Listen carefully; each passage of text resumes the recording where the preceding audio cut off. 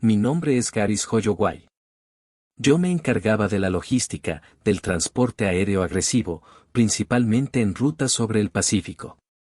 Eso es lo que dicen los archivos. En fin, lo que estoy a punto de contarles es lo que creo sobre el vuelo 739, o lo que pienso que recuerdo.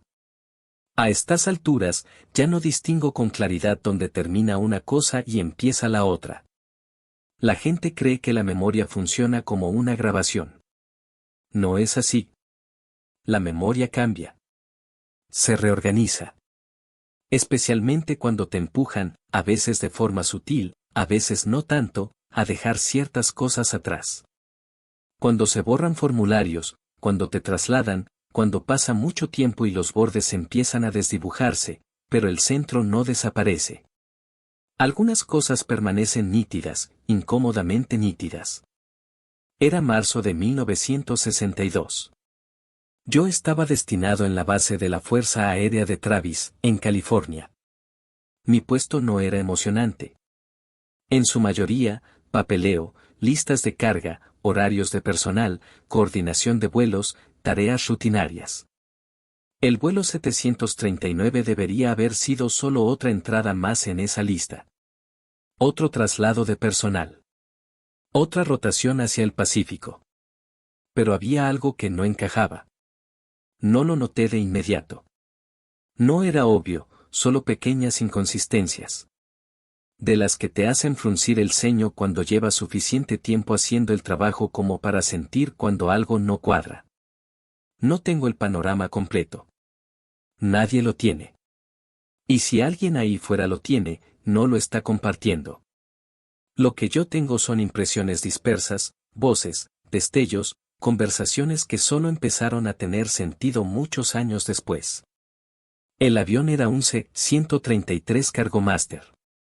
Grande, de largo alcance, construido para transportar cargas pesadas a través de océanos. Los usábamos para equipo voluminoso y, a veces, para mover grandes cantidades de personal. El vuelo 739 estaba programado para salir el 16 de marzo. Destino, la base aérea Clark, en Filipinas, con escala en Guam.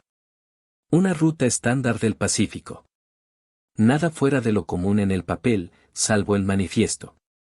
93 personas, personal del ejército y de la Fuerza Aérea mezclados de una manera que no seguía ninguna estructura habitual. Mandos distintos, especialidades diferentes, sin una cohesión clara de unidad. Ese tipo de combinación no ocurre al azar.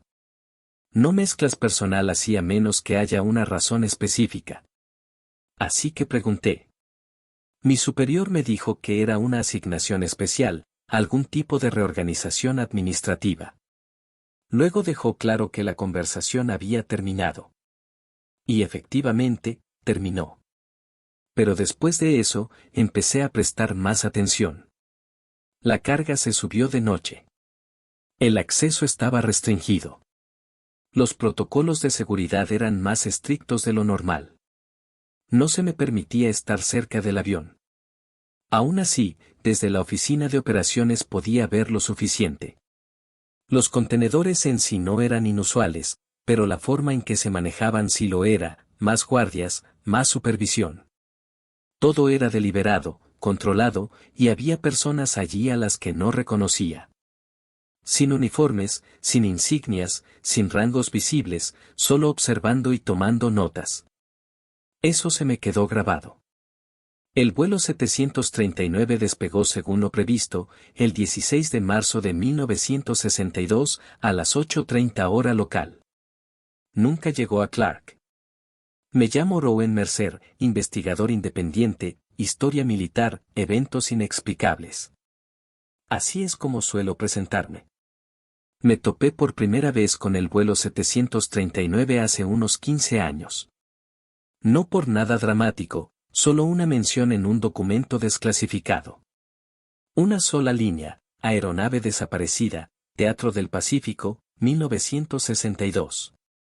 La mayoría de la gente lo habría pasado por alto. Habrían aceptado las explicaciones habituales, fallo mecánico, error humano, clima. El Pacífico es enorme y, en aquella época, los aviones desaparecían. No era algo raro. Pero este caso me inquietó. Los detalles no encajaban como deberían. Para empezar, no hubo llamada de auxilio, ninguna transmisión de emergencia, ningún Mayday.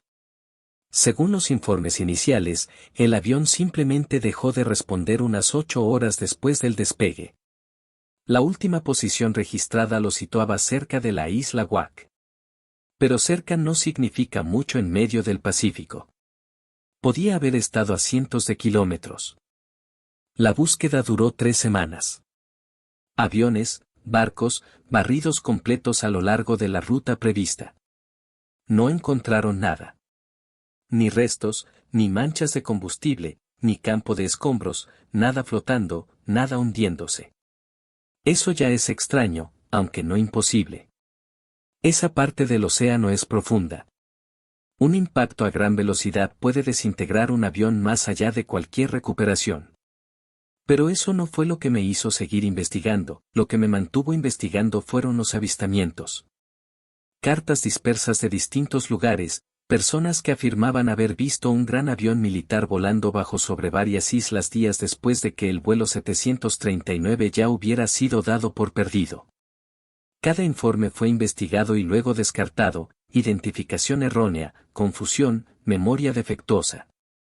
Y aún así, seguían apareciendo en documentos, en notas censuradas, en anexos clasificados. Eso significa que alguien consideró que valía la pena registrarlos, conservarlos, y luego enterrarlos. He hablado con 7 personas que tenían alguna relación con el vuelo 739. La mayoría se negó a hablar públicamente. Algunas apenas hablaron en absoluto. Las que sí lo hicieron me dieron fragmentos, recuerdos incompletos, impresiones vagas, cosas de las que no estaban seguros de tener permiso siquiera para mencionar. Pero cuando reúnes suficientes fragmentos, empiezan a surgir patrones. Los mismos detalles, las mismas lagunas, las mismas palabras. Algo ya estaba en marcha antes de que el vuelo 739 despegara. Algún tipo de operación en el Pacífico. Esa operación requería personas con capacidades muy específicas, con antecedentes muy concretos. Nadie me dirá cuál era esa operación, pero nada de lo que he visto sugiere que se tratara de un simple traslado de personal. Ni siquiera remotamente. 2 días después de que el vuelo 739 desapareciera, fui llamado a una reunión informativa. Una sala pequeña, un grupo reducido, quizá 8 de nosotros, personal de operaciones mezclado con seguridad. Nos dijeron que el avión estaba desaparecido, presuntamente perdido. Las labores de búsqueda ya estaban en marcha. Se nos informó de que todo era información clasificada y que no debía discutirse fuera de los canales oficiales. Esa parte sonaba normal. Es lo que siempre dicen cuando cae un avión. Excepto por un detalle que no encajaba. Nos advirtieron que debíamos esperar preguntas de las familias, de la prensa, de otro personal. Y nos dieron frases específicas para repetir: vuelo de traslado rutinario, la aeronave encontró dificultades, operaciones de búsqueda en curso. Eso era todo lo que se nos permitía decir. Nada sobre lo que se transportaba. Nada sobre quienes iban a bordo. Nada sobre lo que el avión había sido realmente asignado a hacer. Luego añadieron algo más, algo que nunca he podido olvidar. Dijeron: algunos elementos de este incidente aún están bajo revisión. Ciertos aspectos operativos siguen siendo restringidos.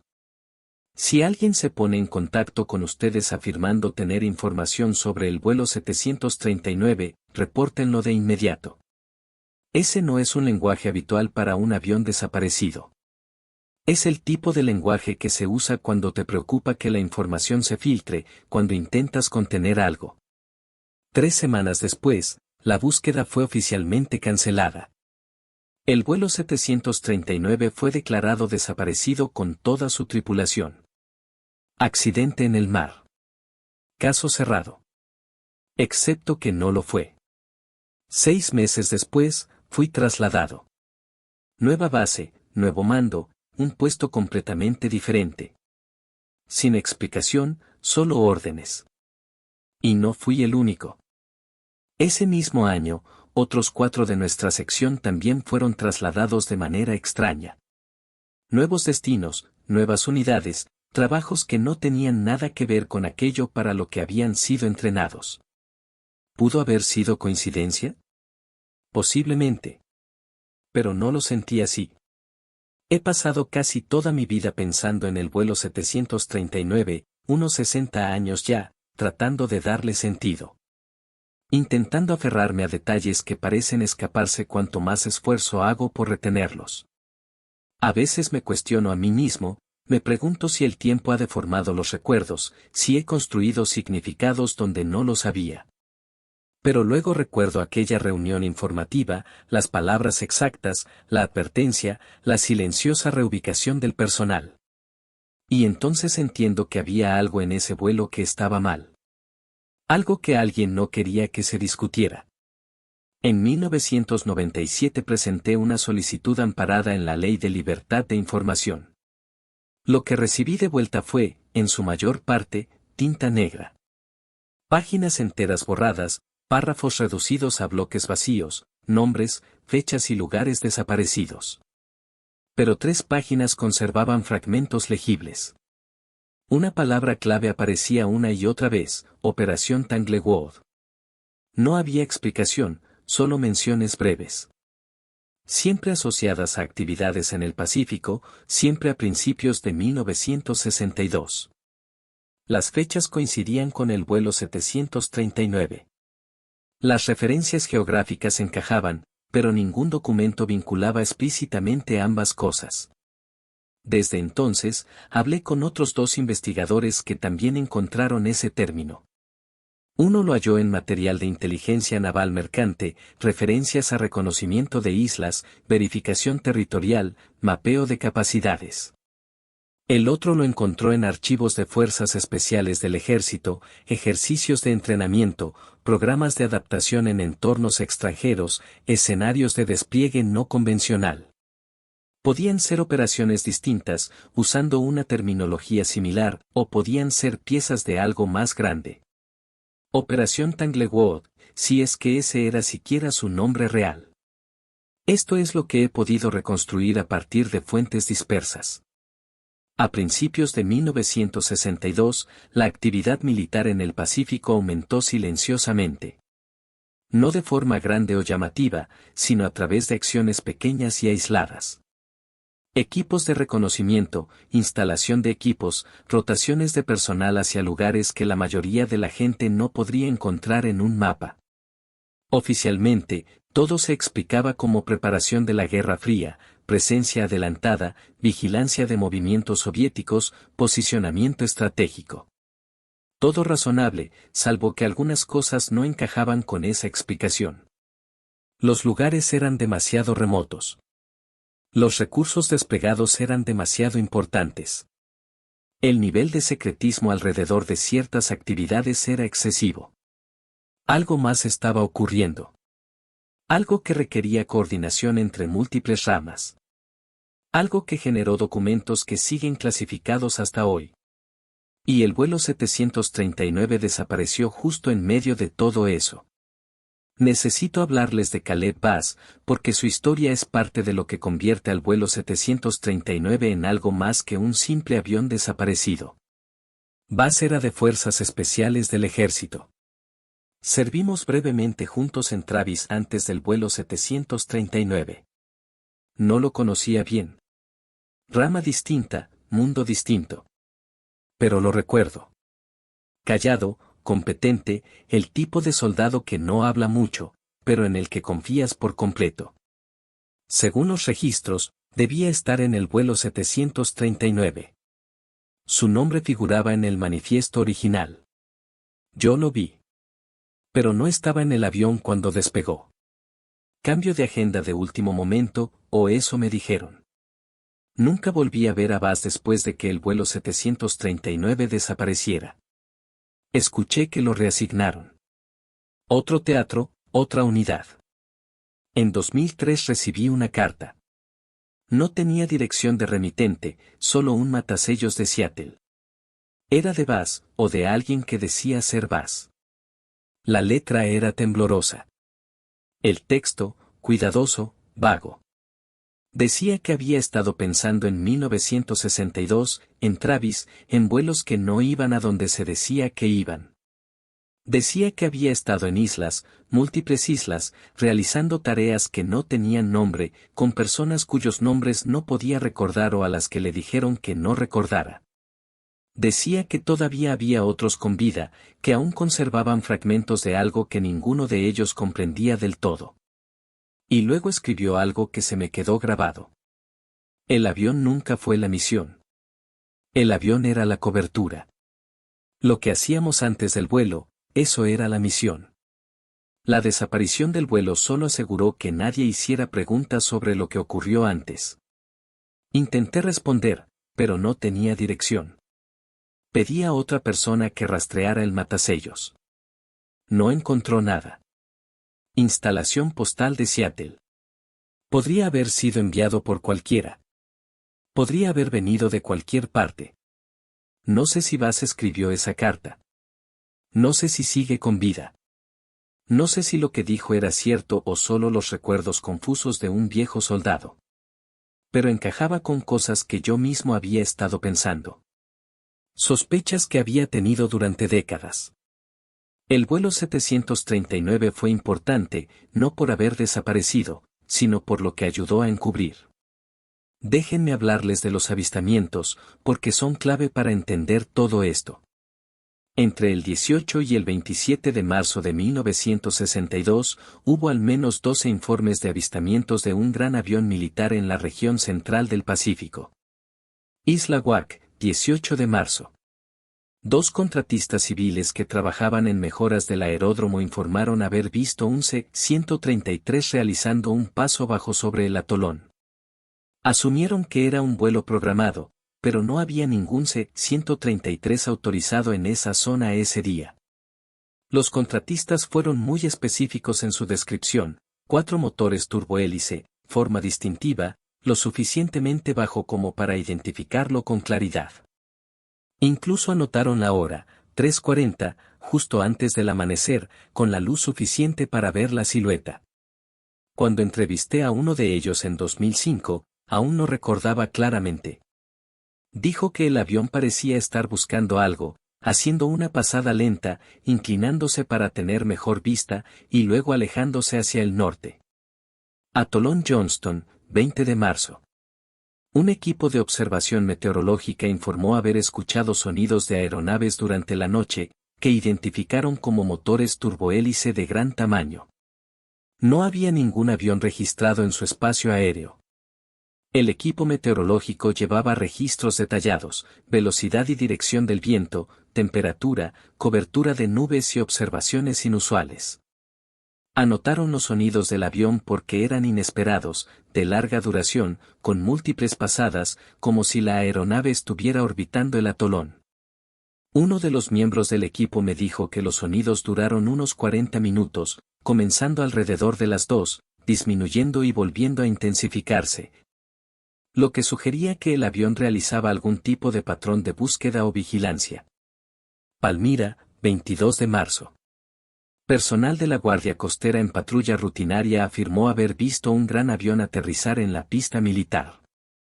Cuando llamaron por radio para confirmar, se les dijo que no se había producido ningún aterrizaje. Este caso es especialmente interesante porque Palmira tenía una instalación activa en ese momento. Pequeña, pero operativa.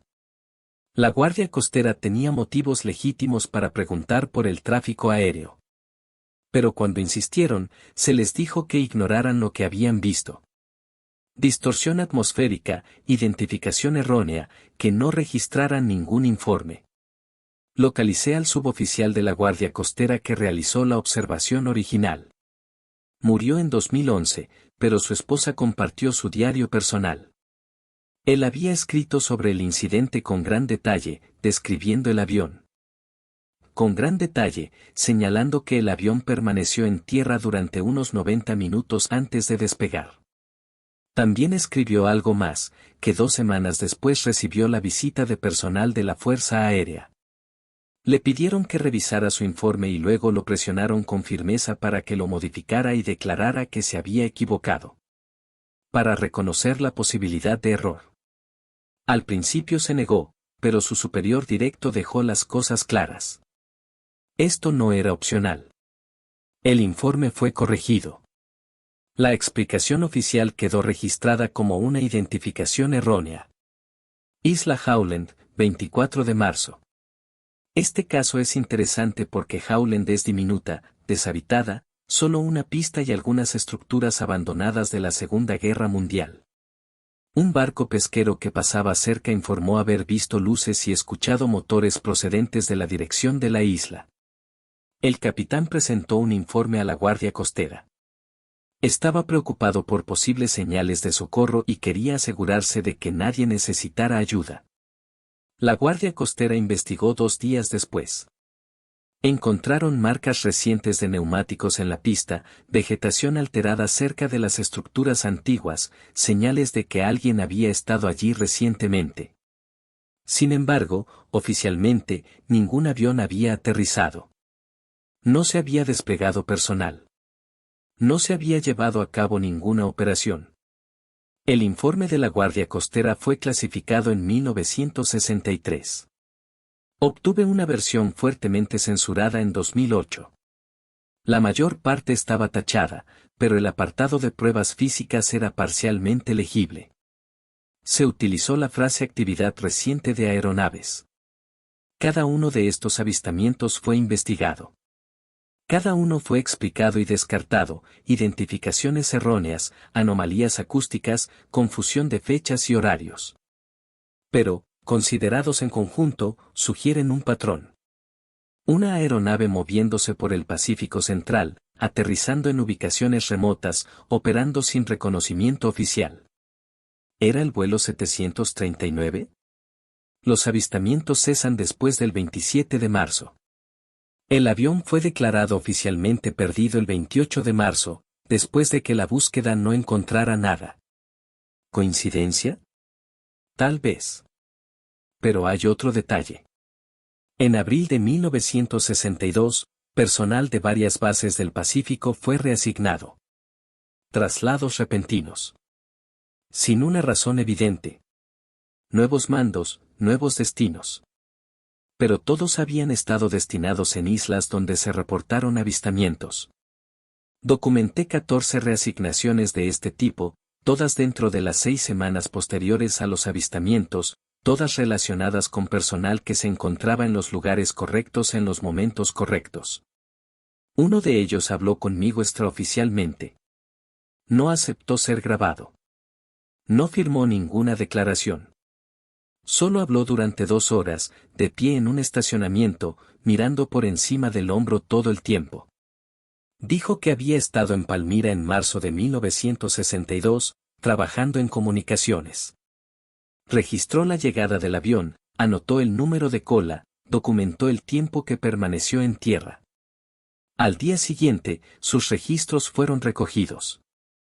Le dijeron que se enviarían para su análisis, procedimiento estándar. Pero nunca regresaron. Una semana después, nuevas órdenes. Nueva asignación. Nuevo mando. Ninguna explicación. Dijo que aprendió a no hacer preguntas, a no hablar de lo que había visto, a no comparar notas con otros que pudieran haber presenciado cosas similares. Dijo que los traslados no eran aleatorios. Eran sistemáticos. Cualquiera que estuviera en el lugar equivocado en el momento equivocado era movido, separado de sus compañeros, colocado en puestos donde no pudiera reportar anomalías. Y funcionó. Todos guardaron silencio. Todos siguieron con sus carreras. Todos aprendieron que había cosas de las que no se hablaba. 60 años después, la mayoría de ellos ha muerto. Los pocos que quedan están viejos, son cautelosos, están atados por acuerdos que firmaron hace décadas. Pero el patrón es claro. Algo estaba operando en el Pacífico en marzo de 1962. Algo que utilizaba islas remotas. Algo que dejó rastros, pero ningún registro oficial. Algo vinculado al vuelo 739. He documentado 8 casos. Probablemente hay más. Los testigos coinciden en su incertidumbre. Recuerdan fragmentos. Sospechan conexiones, pero son cuidadosos de no afirmar certezas. Esa cautela sugiere que saben más de lo que dicen. Que siguen sujetos a clasificaciones, a acuerdos de confidencialidad, a consecuencias que aún existen décadas después. Estoy a punto de contarles algo que no se supone que recuerde. Algo que ocurrió antes del vuelo 739. El 12 de marzo de 1962, 4 días antes del vuelo, estaba trabajando en el turno nocturno, operaciones de carga, lo habitual. Alrededor de las 2 horas, me llamaron a un hangar restringido, en otra parte de la base, con mayor seguridad. Ya había estado allí antes, pero no muchas veces. Se requería autorización especial, guardias armados en la entrada. Un mundo distinto al área de operaciones estándar. Cuando llegué, había actividad, pero no del tipo habitual. Equipos pequeños, quizá unas 20 personas en total, uniformes del ejército, sin insignias de unidad visibles, sin nombres, sin rangos claramente identificables salvo en unos pocos oficiales. Y ni siquiera esos llevaban insignias estándar. Estaban cargando equipo en helicópteros, pero no eran nuestros helicópteros. Habían sido traídos de otro lugar. Configuración distinta, marcas diferentes, o más bien ninguna marca, pintura lisa, sin números de serie visibles, sin designaciones de unidad. Se me ordenó coordinar munición y suministros. Asegurar que los helicópteros estuvieran listos para operaciones. No hacer preguntas. No documentar nada más allá de los registros mínimos de base. Procedimiento estándar para operaciones clasificadas. Ya lo había hecho antes. Aprendes a no ser curioso. Haces tu trabajo. Cumples el papeleo. Olvidas lo que viste. Pero esto se sentía diferente. La escala era mayor. La seguridad, más estricta. Y el personal se comportaba de una manera que no había visto antes. Hice lo que se me indicó. Coordiné con mantenimiento, aseguré la entrega de munición, verifiqué que los helicópteros estuvieran listos para la misión, todo sin saber cuál era la misión, sin preguntar. Sin documentar nada más allá de lo mínimo requerido. Pero observé. Escuché. No puedes evitarlo cuando estás en medio de una operación. Ves cosas, captas fragmentos de conversaciones. Empiezas a unir piezas, incluso cuando intentas no hacerlo. El equipo que cargaban no era estándar. Reconocí parte de él, equipos de comunicaciones, navegación, suministros de supervivencia, un paquete de despliegue típico. Pero había otras cosas. Equipos de topografía, luces, niveles de precisión, instrumentos barométricos. El tipo de equipo que se usa para estudios geográficos detallados, para cartografía, para establecer coordenadas. Y había contenedores sellados, cerrados con llave, marcados con códigos que no reconocía, manipulados con especial cuidado, cargados bajo mayor seguridad. Nadie hablaba de lo que contenían. Nadie preguntaba. El personal se movía con eficiencia, con práctica. No eran tropas inexpertas. Eran operadores experimentados, gente que ya había hecho este tipo de misiones antes, personas que conocían su trabajo y lo realizaban sin comunicación innecesaria. Pero había tensión. Se podía sentir. Ese tipo de presión que existe antes de un despliegue en circunstancias inciertas, antes de operaciones en las que las cosas pueden salir mal, en las que algunos pueden no regresar. Uno de ellos se acercó a mí. Un oficial de alto rango, quizá coronel o teniente coronel. Difícil de determinar sin insignias visibles. Me preguntó por patrones meteorológicos. De forma muy específica, preguntó por pronósticos de islas remotas, condiciones de viento, visibilidad, patrones de lluvia.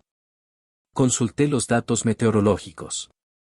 Manteníamos información climática detallada para toda la región del Pacífico Central, como parte de las operaciones aéreas estándar. Le mostré las previsiones previstas para los siguientes 7 días. Las revisó con atención y luego hizo preguntas muy específicas: patrones estacionales, frecuencia de tormentas, alcance visual a distintas horas del día, cobertura nubosa, condiciones del océano, altura del oleaje. No eran preguntas propias de vuelos normales. Eran preguntas sobre operar en lugares remotos, sobre aterrizar en condiciones difíciles, sobre evitar la detección desde el aire.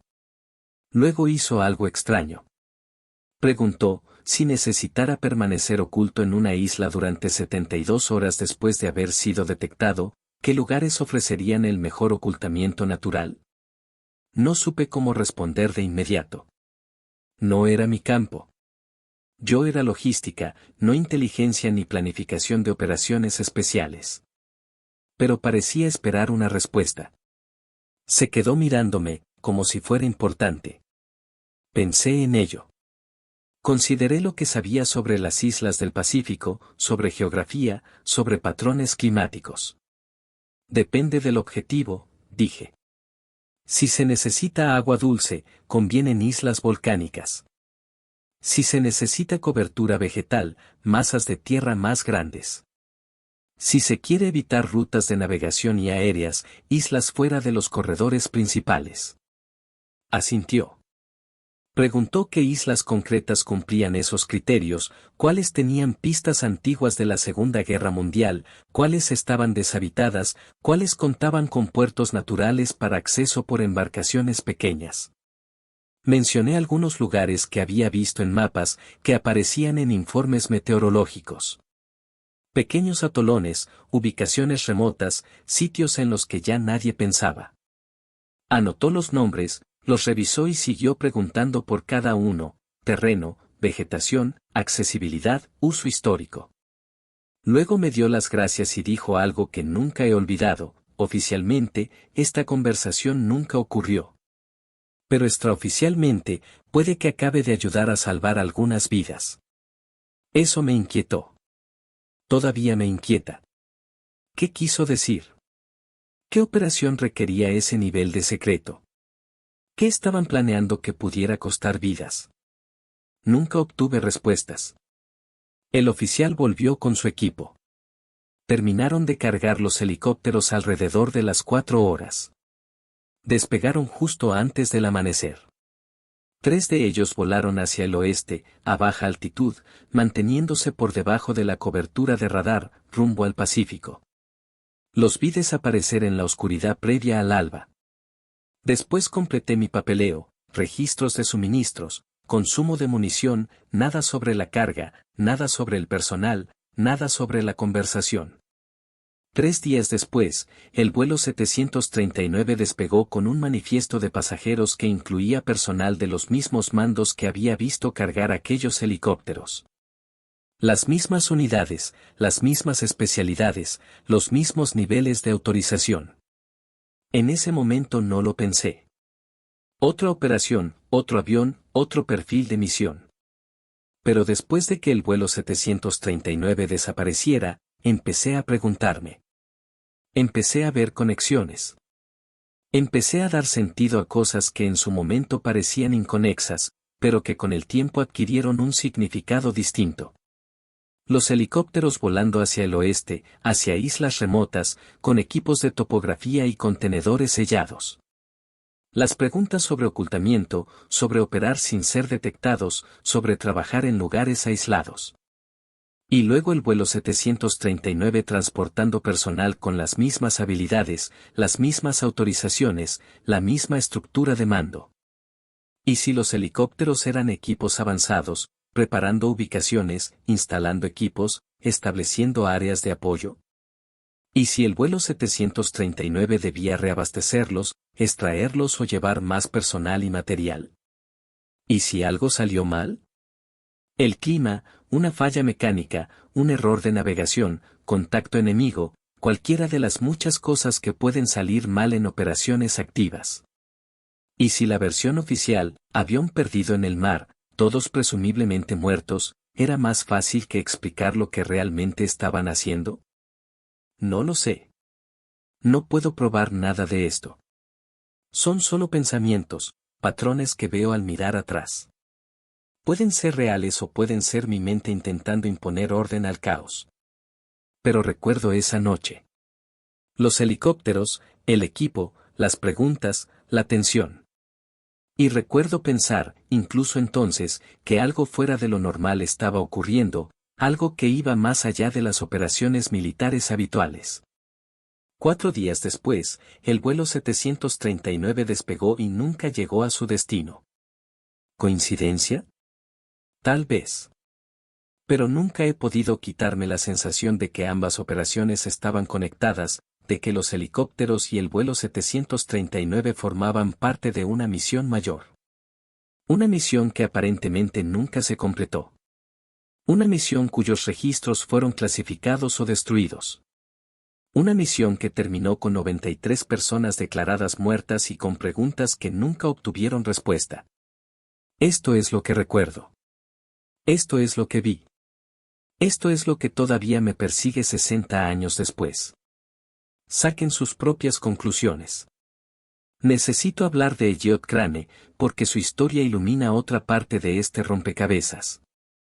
Crane era operador de radar, destinado en varias ubicaciones del Pacífico a principios de la década de 1960. Su especialidad era rastrear movimientos de aeronaves, vigilar el espacio aéreo, detectar anomalías. En el año 2000 lo localicé en Oregón.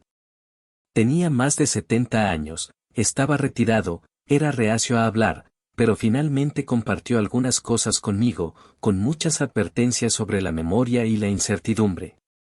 Dijo que en marzo de 1962 estaba destinado en un puesto de escucha. No quiso decir dónde, solo Teatro del Pacífico, ubicación remota. Durante las noches del 18 al 27 de marzo, rastreó varios contactos de radar que no coincidían con vuelos programados. Aviones grandes, moviéndose a velocidades coherentes con el rendimiento de un C-133, siguiendo rutas que los llevaban a distintas islas pequeñas. Cada vez que informaba de esos contactos, le decían que los ignorara, interferencias atmosféricas, fallos del equipo, ecos fantasma. Pero Crane tenía experiencia. Sabía distinguir entre contactos reales y retornos falsos. Esos eran aviones reales, moviéndose de forma deliberada, siguiendo cursos específicos. El 24 de marzo, rastreó una aeronave acercándose a una isla designada como espacio aéreo restringido. Cuando el contacto desapareció, indicando que el avión había aterrizado, lo reportó de inmediato. 2 horas después, el contacto reapareció. El mismo avión, la misma firma. Saliendo de la isla. Presentó un informe completo de seguimiento, incluyendo tipo estimado de aeronave, velocidad, altitud y tiempo en tierra. Al día siguiente, su informe había desaparecido de los archivos. Cuando preguntó, le dijeron que había sido enviado al mando superior para su análisis. Procedimiento estándar. 3 días después, fue reasignado. Nueva estación, nuevo mando, ninguna explicación. En 1963, le pidieron que firmara un acuerdo de confidencialidad. Lenguaje amplio sobre seguridad operativa, con mención específica a datos de radar. Marzo de 1962. Teatro del Pacífico. Firmó. Todos firmaron. Se insinuó claramente que no firmar tendría consecuencias. Crane me dijo que pasó 50 años preguntándose qué fue lo que rastreó, qué hacían esos aviones y por qué esos datos fueron clasificados. Dijo que cree que el vuelo 739 fue real. Cree que realizó esas misiones. Y cree que finalmente fue a algún lugar del que no pudo regresar, pero no está seguro.